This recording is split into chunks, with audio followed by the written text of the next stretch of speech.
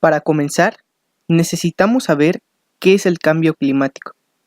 El cambio climático, según la página Cambio Climático Global, se define como un cambio estable y durable en la distribución de los patrones de clima en periodos de tiempo que van desde décadas hasta millones de años. Puede ser un cambio en las condiciones climáticas promedio o la distribución de eventos en torno a ese promedio. Por ejemplo, más o menos eventos climáticos extremos. El cambio climático puede estar limitado a una región específica, como puede abarcar toda la superficie terrestre. ¿El agujero de la capa de ozono es la causa del cambio climático? La respuesta es no. Este es uno de los tantos mitos que existen sobre el cambio climático. A pesar de que estos dos estén relacionados con la atmósfera, el cambio climático no lo provoca el agujero de la capa de ozono. La causa del cambio climático es el efecto invernadero provocado por la quema de combustibles como carbón o petróleo en las actividades humanas, como la energía eléctrica, el transporte o las fábricas. Ya sabemos qué es el cambio climático. La pregunta es si este existe realmente. Sabemos que existe por causas naturales y depende de muchos factores, como el sol, la atmósfera, las nubes, pero ¿existe por causas artificiales? ¿Por culpa del hombre? Pues sí, según el panel intergubernamental del cambio climático, sí existe y está compuesto por 2.500 científicos, por lo tanto es de confianza.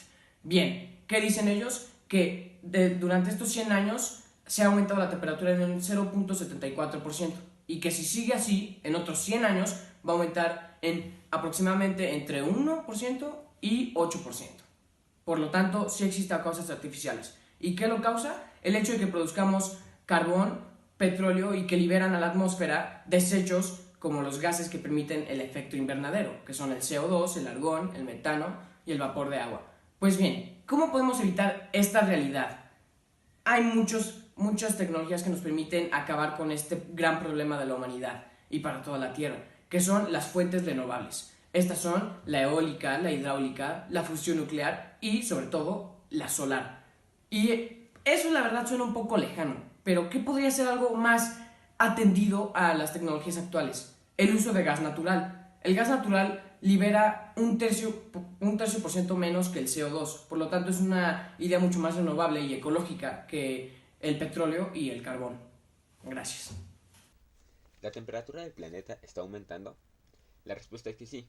El planeta se está calentando y se manifiesta en el cambio climático. Según los especialistas, las causas de este calentamiento son variadas y algunas tienen que ver con la actividad humana. La atmósfera de la Tierra es una trampa, sí, una trampa de calor, donde la energía que viene del Sol en forma de radiación, tanto visible como invisible, se transforma en calor y no puede escapar completamente al espacio. La cantidad de calor atrapado en la atmósfera y la temperatura que se alcanza depende de muchos factores, pero en general se debe principalmente a un fenómeno llamado efecto invernadero. El nombre invernadero proviene de las construcciones acristaladas utilizadas en las altas latitudes durante el invierno para atrapar el calor del sol. Consiste en la combinación del carácter selectivo del vidrio para dejar pasar la luz visible y reflejar la radiación infrarroja, y la propiedad de los cuerpos de emitir radiación en dependencia de su temperatura superficial. Otra de las preguntas que se hacen muchos es que si el agua de los océanos está aumentando, y la respuesta es que sí, sí está aumentando.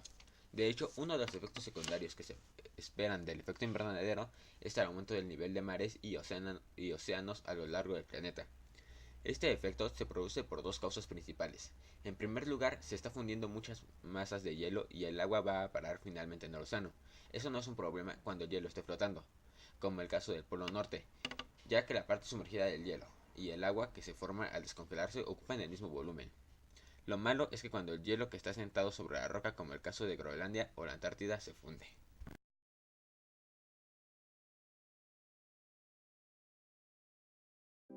Preguntas 7 y 8. ¿Existe preocupación por el cambio climático? La respuesta es sí, puesto que, según un estudio, los ciclones tropicales serán más intensos, con más precipitaciones y picos de velocidad de vientos más altos. Fuera de los trópicos, las tormentas se desplazarán hacia los polos, modificando los patrones de viento, lluvia y temperaturas.